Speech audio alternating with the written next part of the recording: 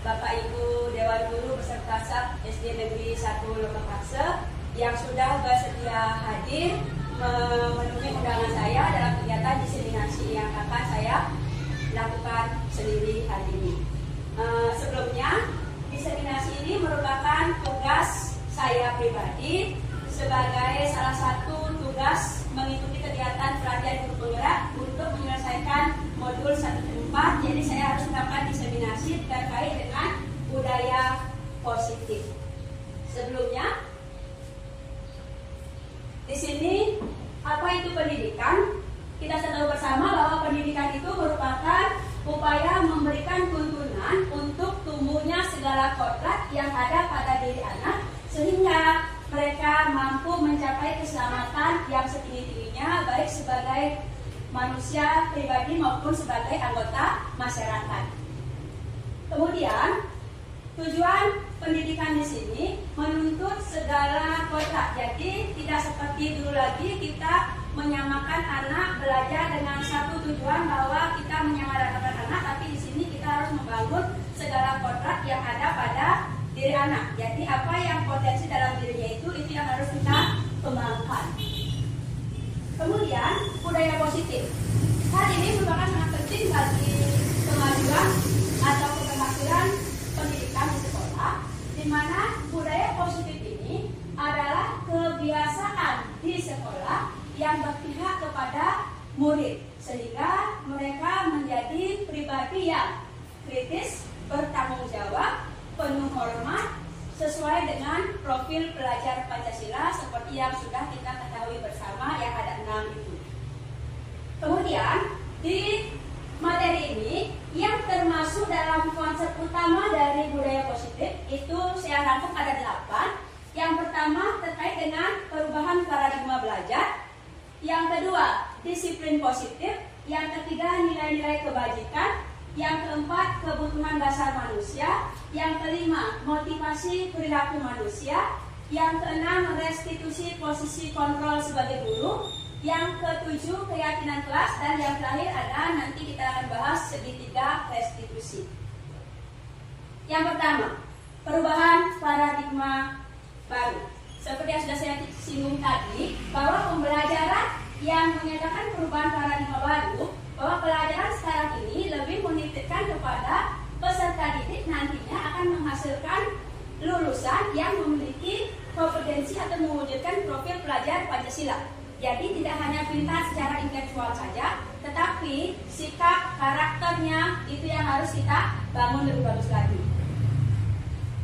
Selanjutnya, kita sebut paradigma belajar. Di sini ada perubahan paradigma teori kontrol atau ilusi kontrol yang dipaparkan oleh Dr. William Glasser, di mana ada 4 ilusi tentang teori kontrol. Yang pertama, teori ilusi guru mengontrol murid.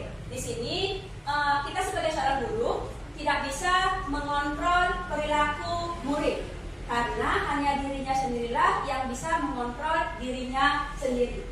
Kemudian yang kedua, ilusi bahwa semua penguatan positif ini efektif dan bermanfaat. Ternyata tidak semua penguatan, tidak semua reward yang kita berikan kepada anak-anak berdampak positif kepada anak. Ternyata penguatan atau reward itu ada dampak negatif yang dihasilkan. Nanti kita bahas selanjutnya. Kemudian berikutnya, ilusi tentang bahwa kritik dan membuat orang merasa bersalah dapat menguatkan karakter. Ternyata ketika kita menyalahkan murid, membuat mereka merasa bersalah, itu tidak dapat menguatkan karakter. Malah murid bisa menjadi tambah down, menjadi tambah rendah diri, tidak percaya diri. Kemudian ilusi bahwa orang dewasa memiliki hak untuk memaksa. Tidak ada. Kita tidak berhak memaksa siapapun. Jadi di sini nanti kita berupaya untuk mewujudkan budaya positif yang memang berasal dari dalam dirinya anak-anak itu sendiri. Nah, ini adalah tabel beberapa teori kontrol, perubahan teori stimulus respon ke teori kontrol. Yang pertama misalnya, kalau yang pertama kita menganggap bahwa semua kebutuhan kita itu sebagai manusia sama. Ternyata kita, setiap orang memiliki kebutuhan yang berbeda-beda. Kemudian semua orang melihat hal yang sama. Tidak, kita punya pandangan yang berbeda. Dari satu hal kecil saja kita memandang hal-hal yang berbeda. Kita mencoba mengubah orang agar berpandangan sama dengan kita. Tidak bisa. Kita memaksa. Jadi di sini kita berusaha memahami pandangan orang lain terhadap dunia.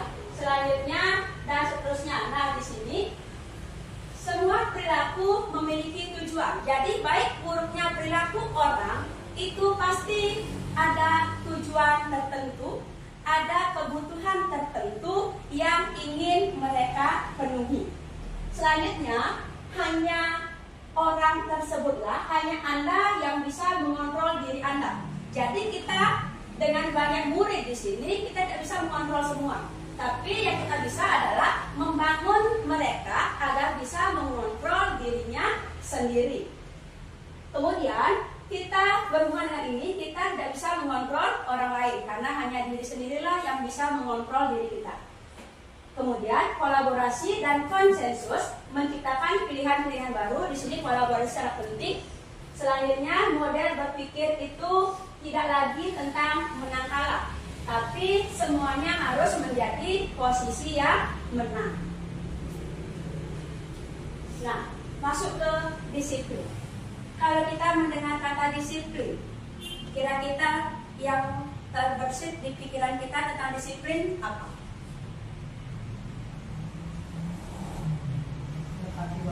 Menepati waktu, ada peraturan, itu kan? Nah, disiplin ini pasti terkait kadang kita terapkan dengan adanya hukuman. Nah, anak terlambat kita hukum biar dia menjadi disiplin. Nah, itu terkait dengan yang kita ketahui tentang disiplin. Tetapi, nah, di sini disiplin berasal dari bahasa Latin disiplina yang berarti belajar. Ya, disiplin membuat orang menggali potensinya menuju sebuah tujuan yang dia hargai. Jadi jika ada tujuan dari dirinya, mau jadi apa dia, maka dia pasti akan melakukan kegiatan disiplin, proses disiplin. Kemudian dalam budaya kita, disiplin itu biasanya dilakukan kepada orang lain untuk mendapatkan kepatuhan. Yang bisa kita lakukan untuk dipatuhi adalah aturan. Tidak boleh ini, tidak boleh itu. Itu salah satunya disiplin. Memang perlu, kalau kita memang tidak bisa mendisiplinkan diri kita sendiri, masih perlu dibantu dengan aturan, masih boleh dibantu dengan aturan untuk sebagai batasan. Kemudian, disiplin itu mengacu pada disiplin diri. Nah, disinilah disiplin diri itu, kita harus mampu mengontrol diri kita sendiri untuk memilih mana tindakan-tindakan yang kita yakini benar, sesuai dengan apa yang kita yakini, tanpa kita diperintah oleh orang lain. Nah, nilai-nilai yang dihargai inilah yang kita sebut dengan nilai kebajikan. Nilai yang kita yakini itu kita sebut sebagai nilai kebajikan, yang semuanya nanti akan mengacu kepada profil pelajar Pancasila. Kemudian terkait menyambung tentang disiplin positif. Disiplin positif ini merupakan salah satu cara untuk menerapkan disiplin yang bertujuan. Ini menumbuhkan kesadaran serta memberdayakan peserta didik tanpa imbalan, tanpa penghargaan, tanpa ancaman atau hukuman. Jadi kita mendisiplinkan anak tanpa harus memberikan ancaman, tanpa harus menghukum, dan tanpa harus memberikan reward atau hadiah kepada mereka. Disinilah tugas kita untuk menciptakan bagaimana murid kita nantinya memiliki disiplin diri sehingga mereka mampu berperilaku sesuai dengan nilai-nilai kebajikan universal dan memiliki motivasi dari dalam dirinya atau motivasi intrinsik, di mana dalam perubahan perilakunya nantinya menjadi perilaku yang lebih baik dengan kesadaran dirinya sendiri. Nah, ini beberapa contoh nilai-nilai kebajikan. Yang pertama yang kita masukkan sekarang di kurikulum Merdeka. Kurikulum Merdeka sangat identik dengan profil pelajar Pancasila. Ini adalah salah satu juga contoh dari nilai-nilai kebajikan. dari yang beriman dan bertakwa kepada Tuhan Yang Maha Esa, berakhlak mulia, mandiri, bernalar kritis, berkebinekaan global, bergotong royong, kreatif. Itu dari segi profil pelajar Pancasila. Sedangkan dari segi IBO, ini sikap-sikap murid, itu kita harapkan mereka itu memiliki sikap toleransi, rasa hormat, integritas, mandiri, menghargai, antusias, empati, ingin tahu, kreativitas, kerjasama, percaya diri, dan komitmen yang tetap dari dalam dirinya. Nah, untuk proyek nilai-nilai kebajikan ini dipecah lagi menjadi beberapa. Jika terkait dengan nilai-nilai kebajikan, ada sekian dari peduli, rajin, pengertian. Nah, intinya di sini nilai kebajikan itu dia bersifat positif, kata-katanya bersifat positif, kemudian dia itu bersifat umum. Jadi seperti keterus-terangan. Dan untuk nilai kebajikan ini, dia itu terlepas dari suku, agama, ras, bangsa. Jadi mereka ini semualah yang termasuk dengan nilai-nilai kebajikan, bersyukur, toleransi. Kalau kita mengharapkan anak-anak toleransi berarti saling menghargai dengan temannya. Jujur, berarti ketika dia ulangan, kalau misalnya di peraturan kan ketika ulangan dilarang mencontek, nah itu dia masuk ke kejujuran. Itu dia contoh-contoh nilai kebajikan. Kemudian terkait dengan kebutuhan dasar manusia. Inilah seperti yang tadi disinggung bahwa setiap manusia itu kita memiliki 5 kebutuhan dasar yang akan kita penuhi. Pusat utamanya adalah pertahanan hidup. Kita pasti perlu makan, perlu pakaian, perlu tempat tinggal. Itu termasuk kebutuhan dasar hidup. Kemudian kebutuhan akan kesenangan. Kita mau jalan-jalan, mau happy. Kemudian rasa kasih sayang, kita mau diperhatikan sama gurunya, kita mau disayangi, itu kebutuhan kasih sayang. Kekuasaan, ada misalnya murid yang pintar, tapi kita nggak tahu dia pintar. Dia kadang bentuk aneh-aneh di kelas, ternyata setelah kita cek dia tetap pintar. Itu dia berarti ingin diakui bahwa dia itu mampu, ada powernya. Kemudian ada kebebasan. Ada anak-anak itu kita jarang kita suruh mau duduk, nggak bisa. Maunya ini itu dia mungkin kalau kita tanya dia jawabannya bosan di kelas Pak, berarti kemungkinan dia itu ingin memenuhi kebutuhan akan kebebasannya. Jadi inilah segala sesuatu yang akan kita lakukan untuk mendapatkan apa yang kita perlukan, apa yang kita butuhkan. Kelima-limanya ini semua pasti kita butuhkan. Kemudian nah, yang terbasuh seperti yang tadi, kebutuhan bertahan hidup, kekuasaan, kesenangan, kasih sayang, rasa diterima, berbagi, ingin diajak berkelompok, kalau temannya dia diasingkan, disisihkan di kelompoknya, dia bersedih karena dia mau, dia termasuk dari dia yang ingin kebutuhan kasih sayangnya mau dipenuhi. Kemudian berikutnya kita masuk ke kasus. Ada ceritanya. Ibu Ria adalah guru kelas 6 SD. Beliau mengajar Pancasila, sedang bingung menghadapi ulah seorang murid yang bernama Agus. Beberapa murid telah melapor bahwa Agus sering meminta bekal kepada mereka dengan paksa. Jadi si Agus ini selalu merampas, memaksa teman-temannya untuk menyerahkan bekalnya kepada dia. Kemudian kira-kira apa alasan Agus melakukan hal itu? Ini pasti akan terkait dengan 5 kebutuhan yang ingin dia penuhi. Dalam penerapan disiplin positif, kita sebagai guru, kita tidak boleh langsung memanggil Agus, kemudian memarahinya, menghukumnya. Tapi terlebih dahulu kita harus mencari tahu apa sih alasan yang mendasari Agus untuk melakukan hal tersebut. Jadi dalam kasus ini bisa jadi dia memenuhi salah satu dari kebutuhan dasarnya atau bahkan bisa lebih. Jadi yang pertama, jika ketika Ibu Ria memanggil Agus, kemudian si Agus dia menjawab Agus, kenapa banyak laporan dari teman-temannya Agus katanya sering merampas makanan temannya ya? Apa alasannya Agus? Kalau Agus dia bilang, Bu, saya lapar. Saya nggak dikasih bekal sama orang tua saya nggak punya beras untuk masak. Berarti kebutuhan yang ingin dia penuhi adalah kebutuhan yang survivalnya, kebutuhan hidupnya. Sedangkan jika jawabannya Agus dengan pertanyaan yang sama, dia jawabannya saya ingin diperhatikan Bu, karena teman-teman saya cuek sekali dengan saya nggak dianggap temannya dia di kelas. Berarti dia ingin disayangi, dia ingin dianggap juga oleh temannya. Kemudian yang berikutnya, saya bosan Bu, ibu saya hanya memberikan nasi goreng aja tiap hari kepada saya. Saya lihat makanan teman-teman saya banyak beragam, jadi saya tergoda untuk memintanya, mengambilnya. Berarti dia ingin kebebasan, ada hal baru yang ingin dia rasakan, ingin dia miliki.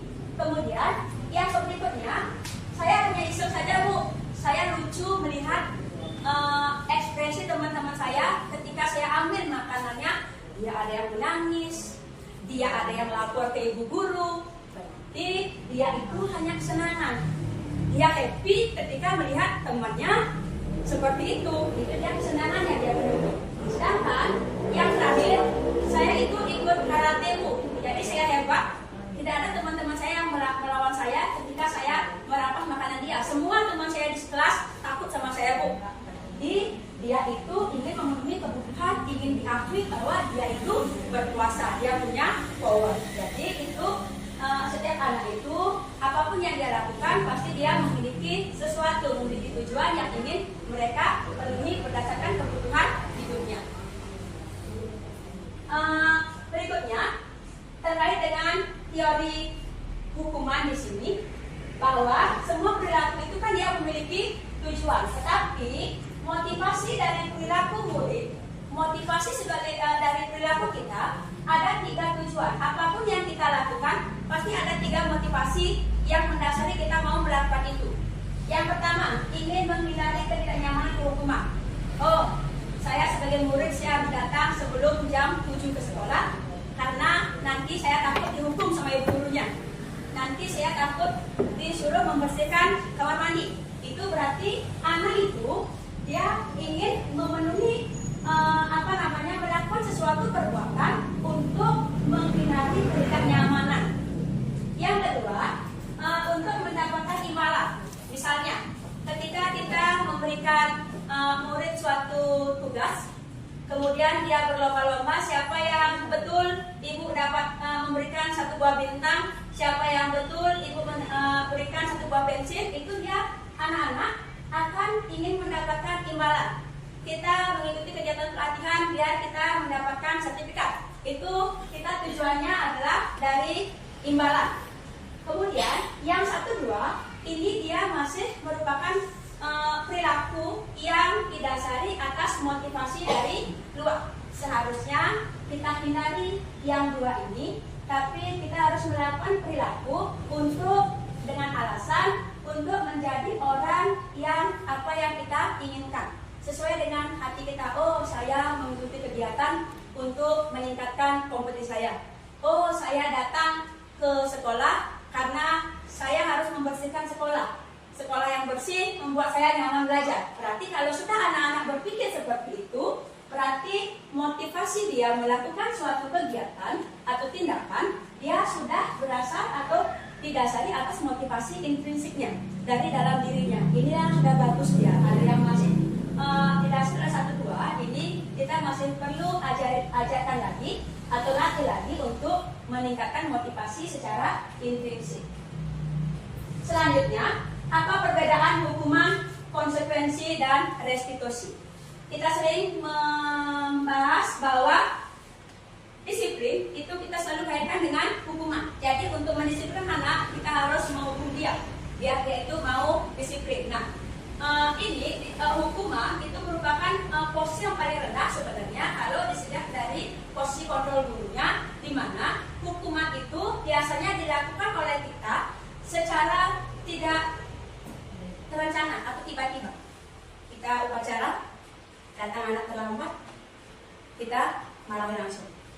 Dia nggak bawa topi, nggak bawa dasi, kita marahi tanpa kita menanyakan apa alasannya. Kita hukum dia di suruh warna bendera selama 1 jam, itu dia termasuk hukuman.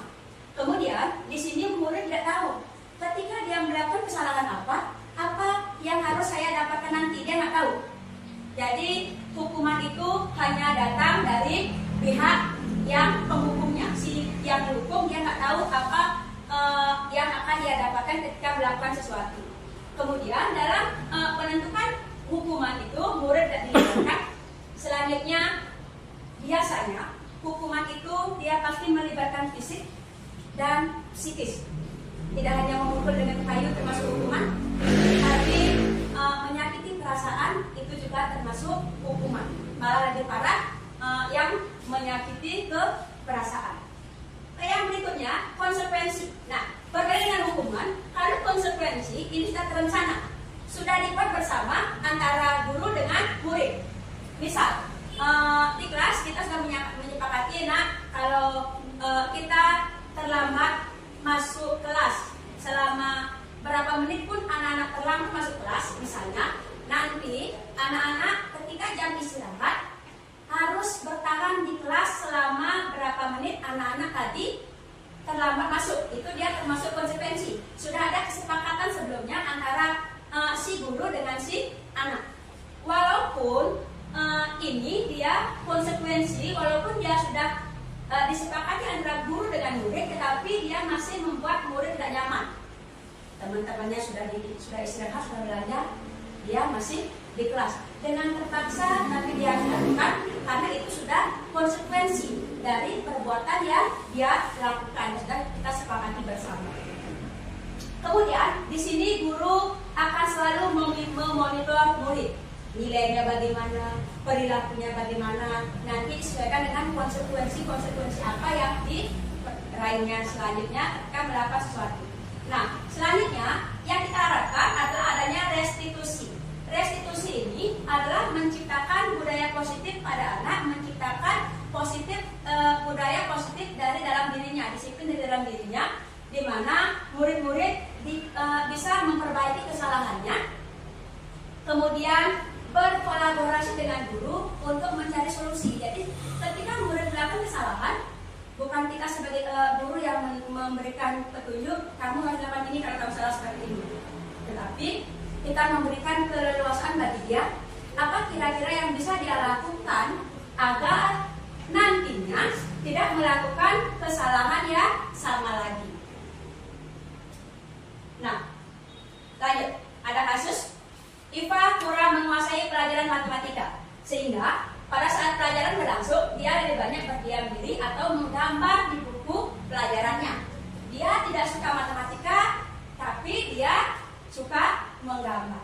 Kemudian adalah Pak Seno, guru matematikanya, dia mengajukan pertanyaan kepada Iva untuk dijawab. Iva pun gugup dan tidak sengaja menjatuhkan tasnya dari kursi serta tiba-tiba menjadi gagap saat mencoba menjawab pertanyaan yang disampaikan oleh Pak Seno. Temannya pun tertawa, teman kelasnya tertawa melihat perilaku Iva. Pak Seno mengiyakan saja.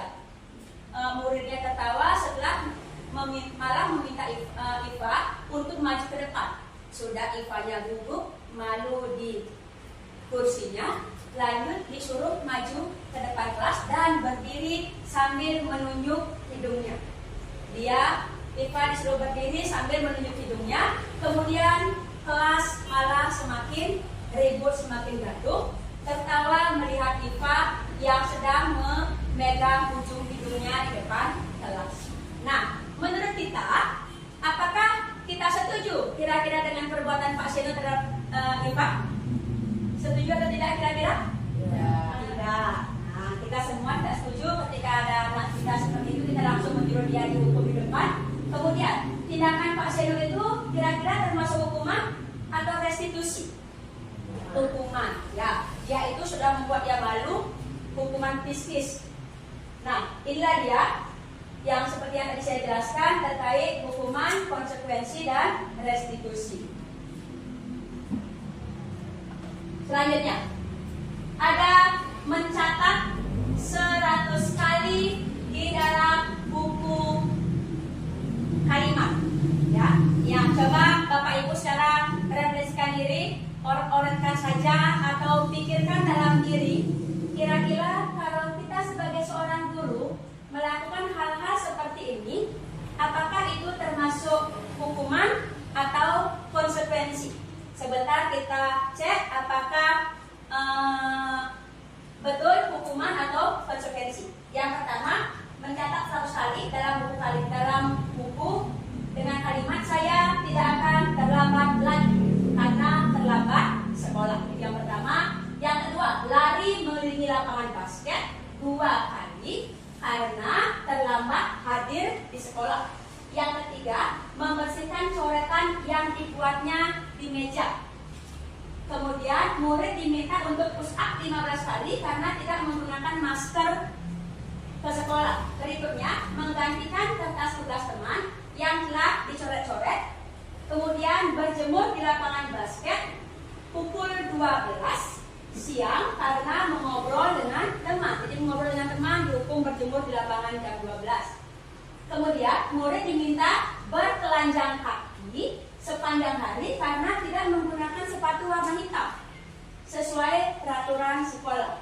Yang berikutnya, berdiri di depan kelas sambil mengangkat 1 kaki karena tidak bisa menjawab pertanyaan. Ya. Jika sudah direfleksikan, jika sudah dipikirkan, kita coba cek. Yang pertama, itu kalau kita menghukum saya tidak akan mengulangi, saya tidak akan terlambat lagi sampai 100 kali, itu dia termasuk hukuman karena itu tidak ada hubungannya, tidak ada korelasinya dengan terlambat. Kemudian yang kedua juga, keliling lapangan basket 2 kali karena lambat hadir, tidak ada hubungan antara lari dengan terlambat.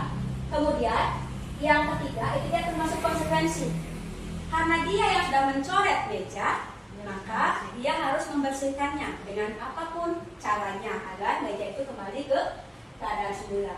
Kemudian meminta push up 15 kali, itu termasuk hukuman. Menggantikan kertas tugas temannya yang tadi sudah coret, itu termasuk konsekuensi. Jadi kalau kita mencoret buku teman, merobek buku teman, sebagai pelaku kita harus menggantinya semestinya.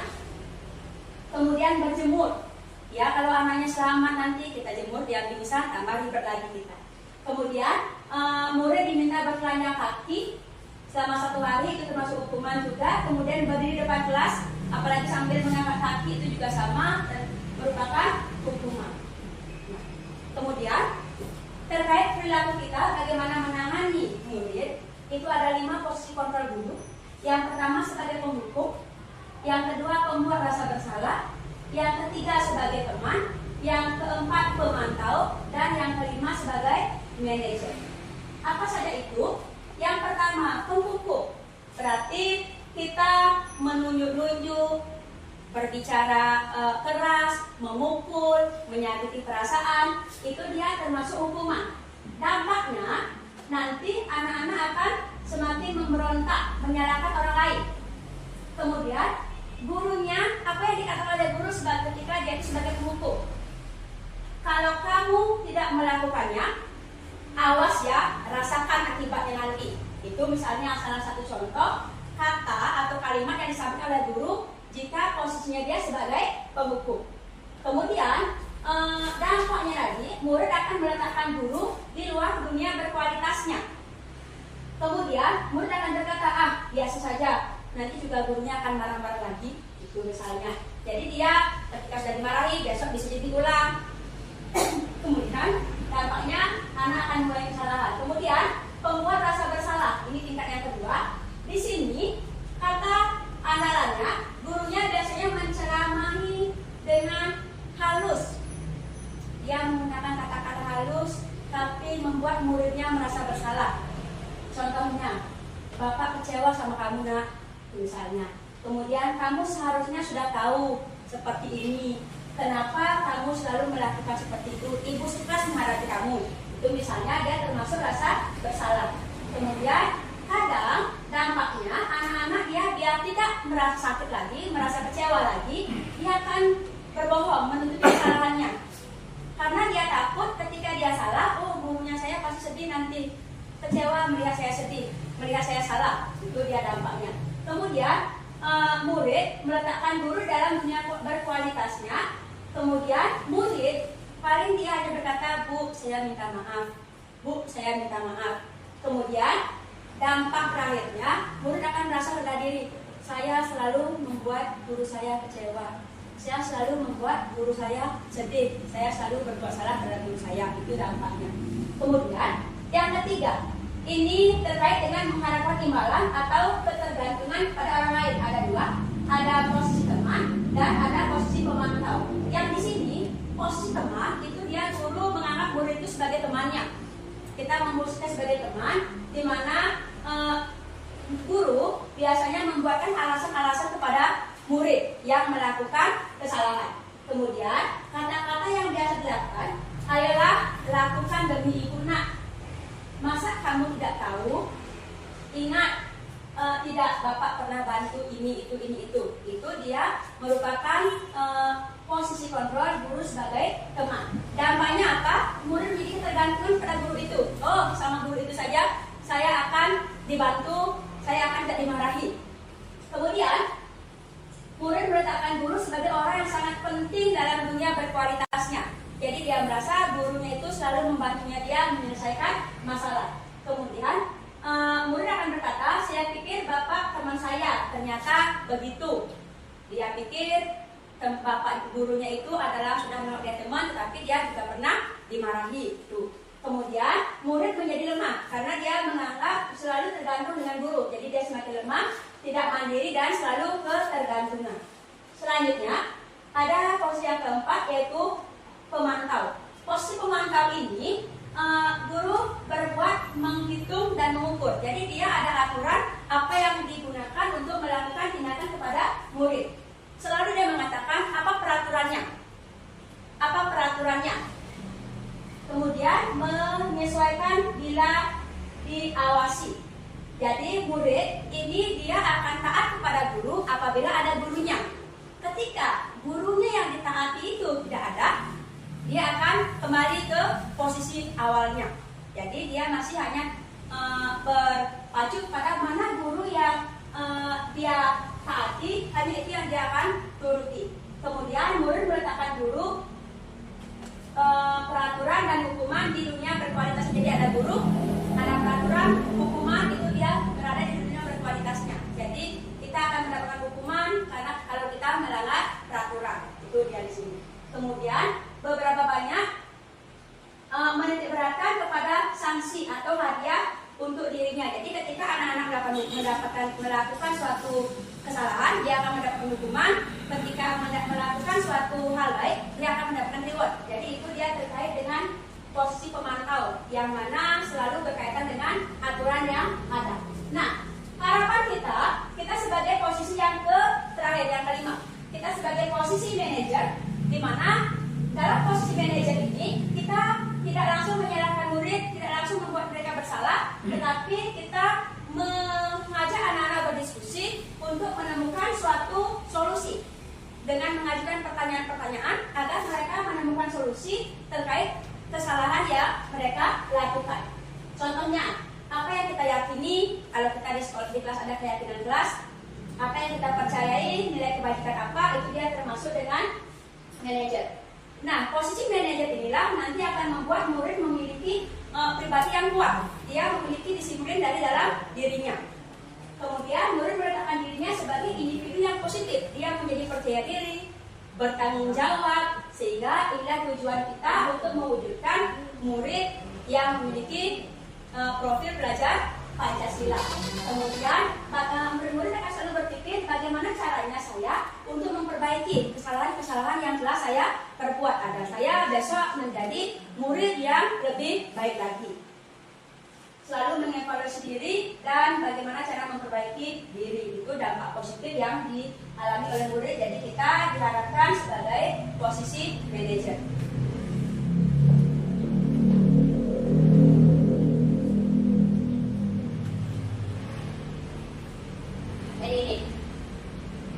Hormat bendera itu termasuk hukuman. Kemudian dengan kata-kata ini kasus yang sama ya, kasus yang sama, murid tidak memakai atribut lengkap saat upacara, tidak pakai topi, tidak pakai dasi, kasus yang sama. Ketika kita berposisi sebagai penghukum, bisa saja salah satu hal yang kita lakukan adalah menyuruh dia hormat bendera selama 1 jam misalnya. Berarti kita berada pada posisi penghukum. Kemudian, kalau berikutnya, ketika kita berkata, berapa kali Bapak, Ibu mengatakan kepada kamu, kamu selalu saja mengecewakan Bapak, mengecewakan Ibu, berarti itu membuat rasa bersalah. Wih, berarti saya nggak bawa topi, saya nggak bawa dasi, ibu gurunya marah loh sama saya, ibu gurunya kecewa loh, berarti dia membuat rasa bersalah. Kemudian teman, ayo dong ikuti aturan sekolah, tolong bantu ibu ya, atau tolong bantu bapak ya, sekali ini saja. Sudah, tidak apa-apa, silakan kembali ke barisan, lain kali jangan diulangi lagi. Itu dia termasuk posisi teman. Kemudian pemantau, ini dia guru menanyakan apa konsekuensinya. Nah, di sekolah kita ada peraturan bahwa kalau kita upacara, kita harus menggunakan atribut lengkap. Kalau anak-anak nggak memakai atribut lengkap, apa konsekuensinya? Kalau misalnya saya harus membeli, Bu, nanti di koperasi, dia ketika upacara saya lengkap, oh berarti dia termasuk pemantau. Sudah ada kesepakatan bersama, anak-anak sudah tahu apa dampak yang dia alami, yang dia dapat ketika dia melakukan sesuatu. Kemudian yang kelima, jika sebagai manajer, guru bertanya apa kesalahannya, kenapa dia tidak pakai topi, tidak pakai dasi, bisa jadi hilang, bisa jadi tadi dia bangunnya kesiangan, atau dipakai sama adiknya. Kita cari tahu dulu ini, apa alasannya dia tidak memakai. Setelah itu, baru ketika sudah tahu alasannya, mengapa dia tidak memakai, baru sebagai seorang guru kita meminta kepada dia, apa yang harus dia lakukan agar tidak mengulangi perbuatan tersebut lagi. Misalnya saya lupa, Bu, tadi saya buru-buru, berarti untuk minggu depannya, besok kemarinnya sudah dimasukkan dalam tas, itu misalnya solusinya. Jadi itu termasuk ke posisi manajer. Nah, jadi kalau saya kecewa sekali dengan kamu, berarti kira-kira termasuk apa? Ini termasuk penghukum, betul ya? Kemudian kamu tidak benar-benar melakukannya, berdiri sana sampai bisa, berarti sama penghukum. Yang ini, apa rencanamu untuk menyelesaikan masalah ini? Kalau menanyakan rencana berarti manajer. Ayo lakukan demi bapak ibu ya, teman.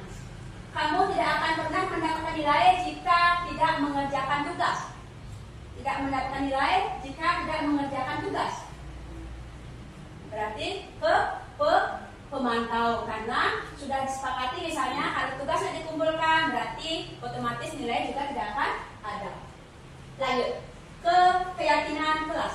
Kira-kira kita perlu ada keyakinan kelas di kelas? Perlu. Mengapa keyakinan? Kenapa tidak peraturan?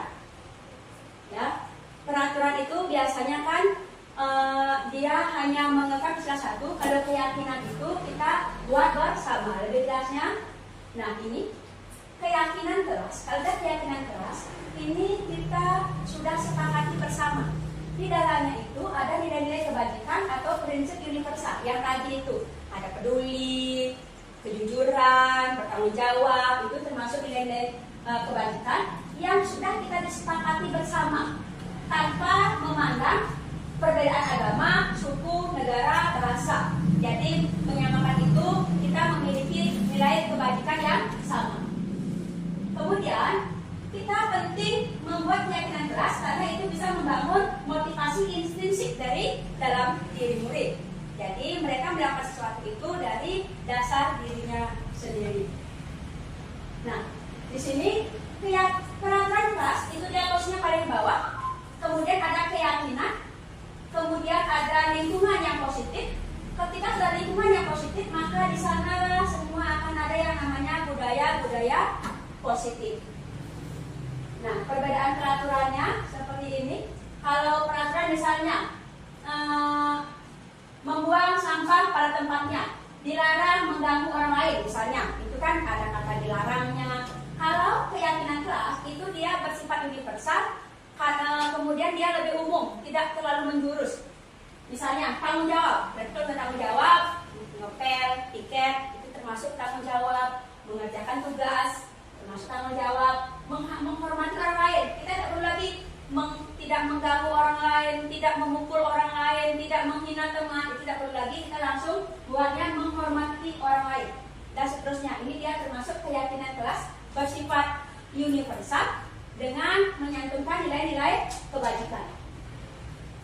Kemudian keyakinan kelas itu dia bersifat lebih abstrak daripada peraturan yang lebih rinci dan konkret seperti tadi ya. Kalau peraturan kan dia terperinci, per item dia dijelaskan. Sedangkan kalau keyakinan kelas itu dia bersifat lebih umum, lebih abstrak lagi. Kemudian keyakinan kelas merupakan pernyataan yang universal. Selanjutnya dibuat dalam bentuk positif, kemudian hendaknya tidak terlalu banyak. 5 saja cukup biar mudah dipahami, tapi intinya itu yang sudah banyak anak-anak harus pahami. Kemudian merupakan sesuatu yang diterapkan di lingkungan tersebut. Kemudian semua warga yang penting harus berkontribusi dalam pembuatannya. Kita kalau di kelas, guru, semua murid harus berkontribusi membuat. Karena kita membuat bersama, kita harus yakini bersama, terapkan bersama. Kemudian keyakinan kelas ini bisa ditinjau, bisa dirubah, bisa diperbaiki sesuai dengan waktu selanjutnya. Kalau ada yang mau diperbaiki, diganti bisa.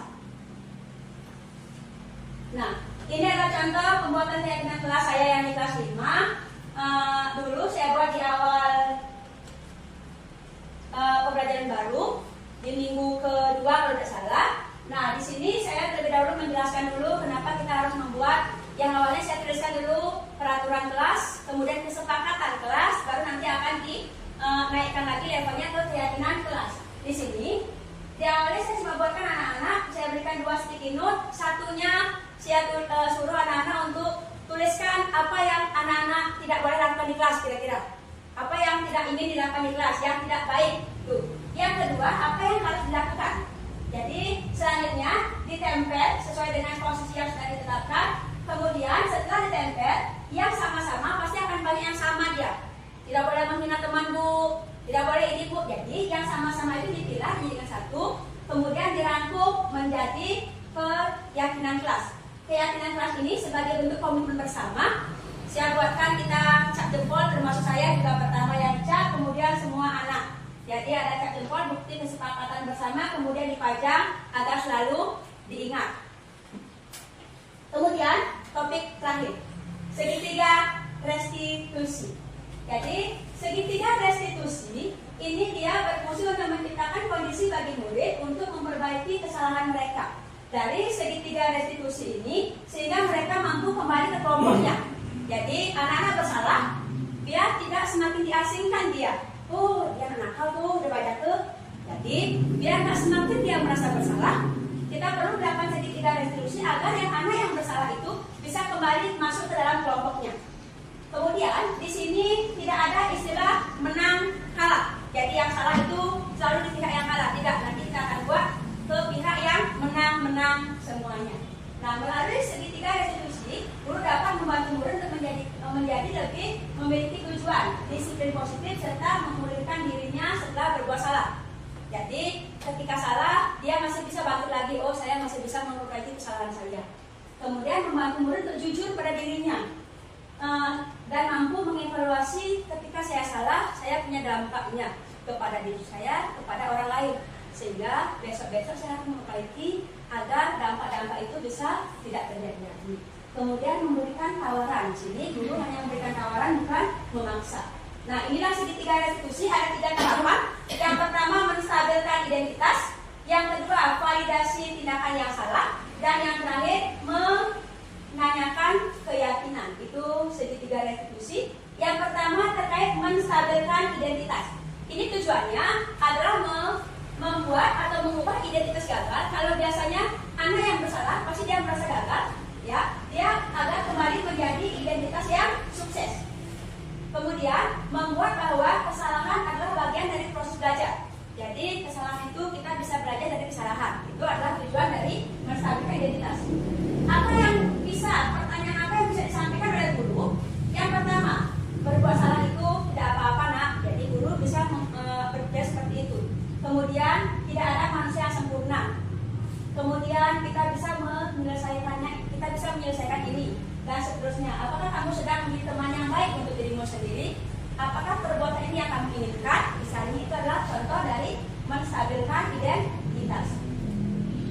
Kemudian validasi tindakan yang salah. Ini berkaitan dengan kebutuhan dasar manusia tadi, bahwa semua perbuatan manusia manusia, termasuk murid kita, itu dia memiliki tujuan, memenuhi kebutuhan dasarnya. Jadi tujuannya adalah mengetahui tujuan dan alasan mengapa melakukan hal tersebut. Jadi beberapa pertanyaan yang disampaikan, padahal kamu bisa melakukan yang lebih buruk dari ini. Misalnya, ketika anak diejek, kemudian menyenggol temannya, marah ke temannya, itu kita bisa menyampaikan ini. Padahal kamu bisa melakukan yang lebih buruk dari ini, anak. Misalnya, dia bisa memukul. Itu bukan berarti kita menganggap anak-anak itu dia bisa memukul temannya ketika ada temannya yang salah pada dia. Tidak. Ini tujuannya, pertanyaan ini tujuannya adalah merefleksikan dirinya dia. Oh, ternyata yang tadi itu saya salah. Bukan berarti, oh berarti saya masih bisa memukul dia, saya bisa lebih keras dari itu. Tidak seperti itu, ya. Kemudian berikutnya, kamu pasti punya alasan mengapa kamu melakukan hal tersebut. Kemudian kamu patut bangga pada dirimu sendiri karena kamu telah melindungi sesuatu yang penting buat kamu. Kamu boleh mempertahankan sikap itu, tapi kamu harus menambahkan sikap-sikap yang baru. Yang baru ini maksudnya adalah sikap-sikap yang lebih baik. Yang terakhir, menanyakan keyakinan terkait dengan teori kontrol bahwa kita tidak bisa mengontrol orang lain. Jadi kita nggak bisa memaksa anak-anak, kamu tadi mukul temannya, kamu besok nggak boleh ini, nggak boleh ini. Kita nggak bisa mengontrol dia. Hanya dia yang bisa mengontrol dirinya sendiri agar mampu menumbuhkan disiplin positif yang berasal dari data dirinya atau bersifat intuisi. Nah, pertanyaannya yang bisa disampaikan, apa yang kita percaya selama ini? Nilai-nilai apa yang telah kita sepakati bersama? Kemudian bayangkan jika bagaimana menurut kalian harapan kelas ideal itu misalnya. Jadi biar dia bisa memikirkan, oh saya ini yang salah, saya harus seperti ini. Mengingatkan kembali tentang nilai-nilai kebajikan yang sudah diyakini bersama. Nah, ini adalah video, bentar ya.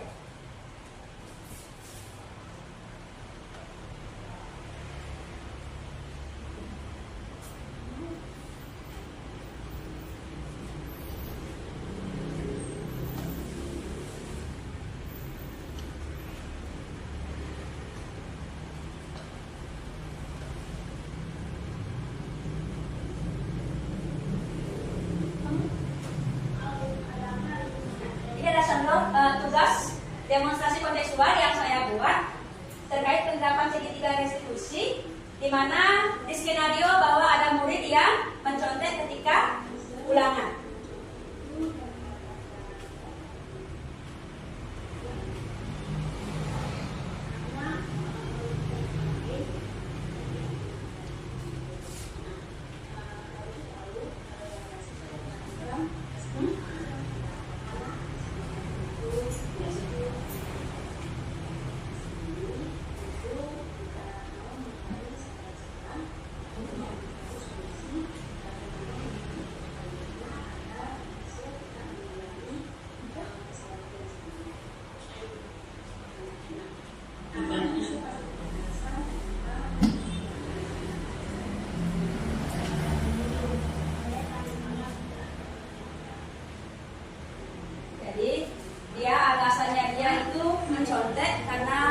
Kemarinnya dia main game, jadi sibuk main game. Mungkin kalau zaman sekarang ada FF apa, jadi dia sibuk main game.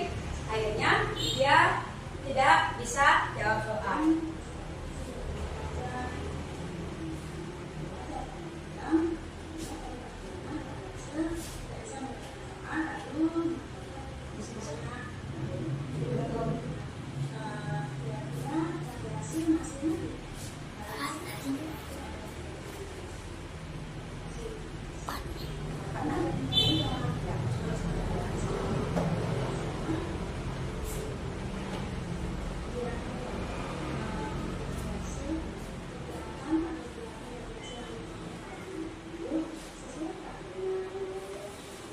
Dia termasuk ke tindakan menanyakan keyakinan. Dia tahu bahwa mencontek itu sebenarnya dia salah, tapi dia melakukannya itu karena dia memang ingin bisa mengerjakannya.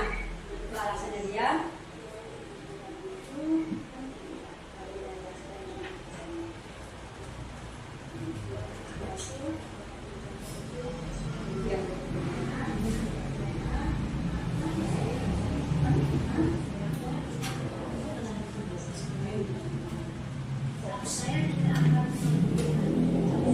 Ini dia akan datang dari dirinya sendiri. Jadi kalau dia nggak bisa mengerjakan suatu hal, hal yang mungkin dia bisa lakukan adalah tidak main game lagi, agar ketika ulangan itu dia bisa mengerjakan. Ketika ada tugas, dia mengerjakan tugas dulu selesai semua, baru bisa memenuhi kebutuhan kesenangannya.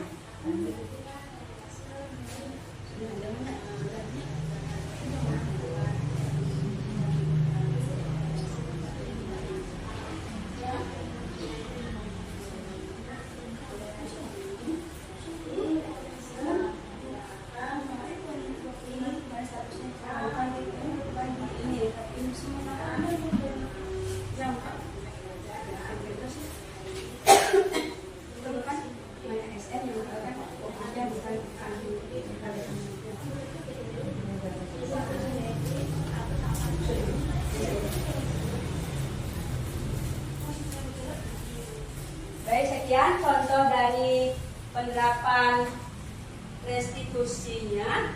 Slide terakhir.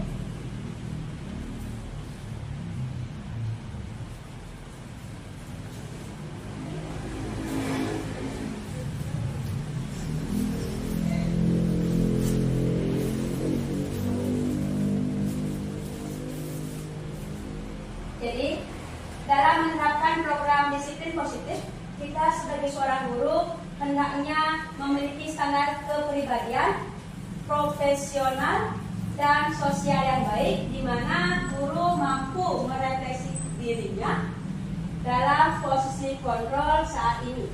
Jadi sekarang kita di posisi kontrol yang mana?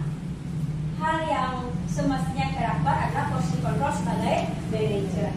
Kemudian bagaimana perjalanan diri sebagai amo? Kalau kita di Dewantara mengatakan bahwa guru itu sebagai amo, momong, menumbuhkan segala kodrat. Kalau kita ibaratkan sebagai petani, kita menanam padi, apa yang kita bisa lakukan agar padi itu bisa tumbuh subur. Padi tidak bisa tumbuh menjadi jagung, tetapi kita hanya bisa mengkondisikan si padi itu agar mampu tumbuh menjadi padi yang bagus, bulir-bulirnya bagus, besar. Jadi dia kita bisa lakukan dengan memberikan pupuk misalnya, pengairan yang pas. Itulah tugas sebagai guru, memupuk, menumbuhkan segala kodrat yang ada pada diri anak. Kemudian menuntun murid menjadi insan yang mandiri, merdeka, dan bertanggung jawab. Ketika anak sudah mandiri, merdeka, bertanggung jawab, kita sebagai orang guru sudah sangat gampang dalam mengajar. Sekolah dengan budaya positif akan membuat proses pembelajaran menjadi sangat nyaman, sangat menyenangkan. Tujuan pendidikan pasti akan tercapai. Baik, sekian presentasi dari saya. Terima kasih disampaikan kepada Ibu Kepala Sekolah, Bapak Ibu Dewan Guru beserta staf yang sudah meluangkan waktunya dari tadi. Kurang lebihnya kalau seandainya selama pemaparan saya ada salah kata, mohon dimaafkan. Di sini saya bukan maksud menggurui, saya hanya berbagi. Semoga kita bisa memajukan sekolah tercinta kita ini untuk membentuk murid yang merdeka sesuai dengan profil belajar Pancasila. Saya tutup dengan parame santun.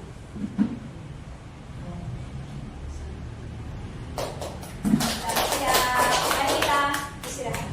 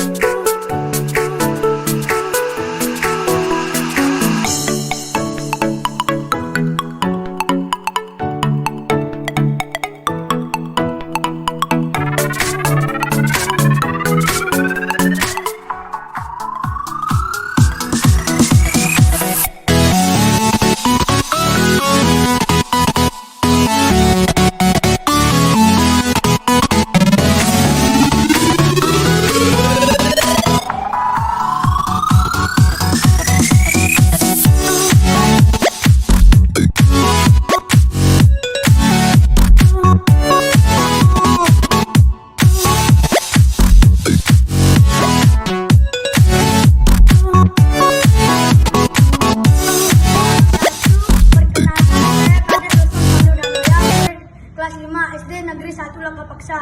Kemarin saya dan teman-teman serta Ibu Guru Erni membuat keyakinan kelas. Perasaan saya sangat senang. Pembuatan keyakinan kelas menurut saya sangat penting dilakukan karena dengan adanya membuat keyakinan kelas bisa membuat kelas menjadi lebih disiplin dan bertanggung jawab sehingga proses pelajaran bisa berjalan dengan lancar.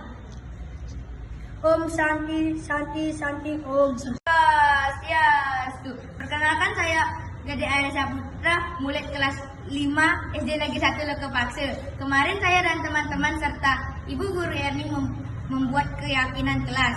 Perasaan saya sangat senang karena diajak bersama membuatnya. Saya sangat senang bisa berpartisipasi. Pembuatan keyakinan kelas menurut saya sangat penting dilakukan karena saya dan teman-teman menanti lebih disiplin dan bertanggung jawab terhadap komitmen kami bersama sehingga proses pembelajaran bisa berjalan dengan lancar. Saya tutup dengan paramu Santi. Om Santi Santi Santi Om. Om Swastiastu. Perkenalkan, nama saya Putu Utari Paramordani, murid kelas 5 SD Negeri 1 Lokapaksa. Kemarin saya dan teman-teman serta Ibu Guru Erni membuat keyakinan kelas. Perasaan saya sangat senang karena diajak bersama membuatnya. Saya sangat senang bisa berpartisipasi. Pembuatan keyakinan kelas menurut saya sangat penting dilakukan karena dengan adanya membuat keyakinan kelas bisa membuat kelas menjadi lebih disiplin dan bertanggung jawab sehingga proses pembelajaran bisa berjalan dengan lancar. Sekian dari saya, terima kasih. Om Santi Santi Santi Om.